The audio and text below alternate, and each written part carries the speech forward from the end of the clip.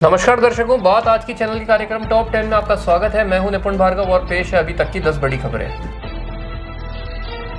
Donald Trump दुनिया भर के लिए बुधवार से अपना जवाब टैरिफ लागू करने जा रहे हैं। ट्रंप के इस कदम से दुनिया भर में हाहाकार मचा हुआ है। शेयर बाजार में भी भारी उथल-पुथल देखने को मिल रही है। शेयर बाजार के नए वित्त वर्ष के पहले दिन बड़ी गिरावट आई और सेंसेक्स 1390 अंक लुढ़का, जबकि निफ्टी 354 अंक गिर गया।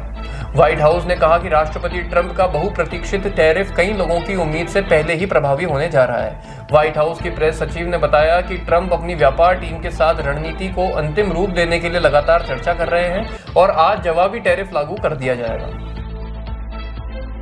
वक्फ को लेकर संसद में संग्राम के आसार हैं।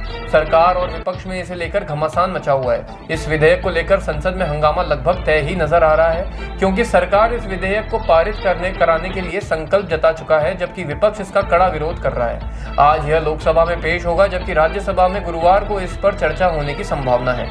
दोनों सदनों ने इस पर 8 घंटे चर्चा के लिए समय सीमा निर्धारित की है। वहीं विपक्षी दलों के गठबंधन इंडिया ने एकजुटता दिखाते हुए संसद में वक्फ विधेयक का विरोध करने के लिए संयुक्त रणनीति पर चर्चा की।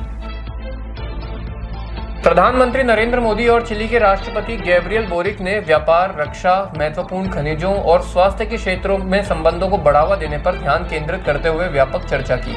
लैटिन अमेरिका में चिली को भारत का एक महत्वपूर्ण मित्र और साझेदार बताते हुए प्रधानमंत्री मोदी ने कहा कि आगामी दशक में समग्र सहयोग बढ़ाने के लिए कई नई पहल की पहचान की गई है।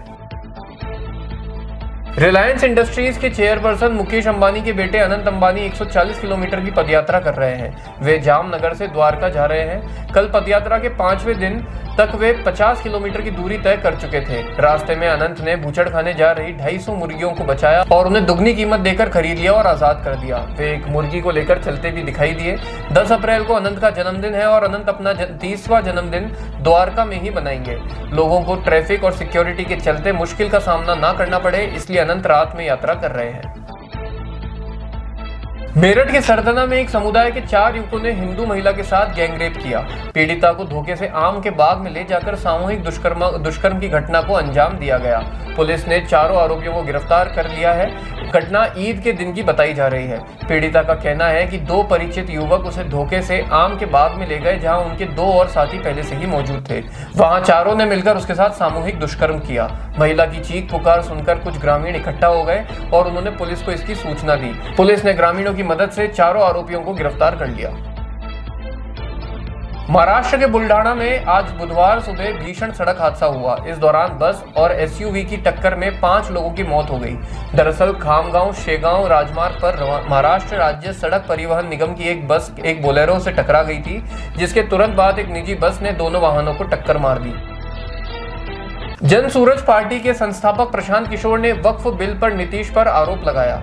उन्होंने कहा कि यह दुर्भाग्यपूर्ण है। मैं इसे मुसलमानों या हिंदुओं के खिलाफ नहीं मानता। अगर आप उन प्रतिबद्धताओं और आश्वासनों से भटक जाते हैं जो हमारे संस्थापकों ने आज़ादी के बाद इस देश के विभिन्न वर्गों को दिए थे, तो यह इस पीढ़ी के लोगों की जिम्मेदारी है कि वे उन प्रतिबद्धताओं के प्रति सच्चे रहें। सरकार के पास लोकसभा में बहुमत नहीं है।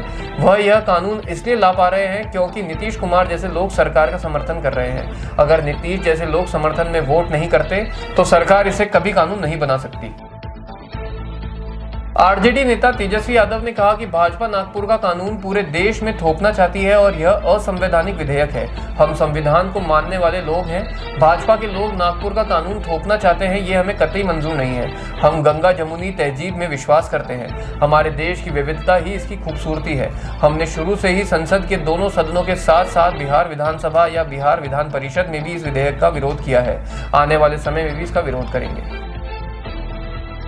अमेरिकी कोर्ट ने अजीत डोभाल का समन देने के खालिस्तानी आतंकी पन्नों के दावे को खारिज किया। दस्तावेजों में दावा किया है कि प्रधानमंत्री नरेंद्र मोदी जब राष्ट्रपति ट्रंप से मिलने के लिए 12-13 फरवरी को अमेरिका की यात्रा पर आए थे, तब डोभाल भी उनके साथ वॉशिंगटन पहुंचे थे और इस दौरान डोभाल को अदालती दस्तावेज सौंपने के लिए उसने 2 कानून पेशेवर और 1 जांचकर्ता को नियुक्त किया था। पन्नू ने डोभाल और एक अन्य भारतीय नागरिक निखिल गुप्ता के खिलाफ दीवानी मुकदमा दायर किया है।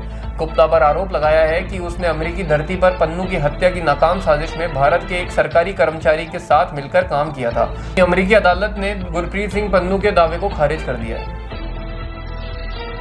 महाराष्ट्र के उप मुख्यमंत्री एकनाथ शिंदे के खिलाफ टिप्पणी करने के मामले में 4 एफआईआर दर्ज की गई है।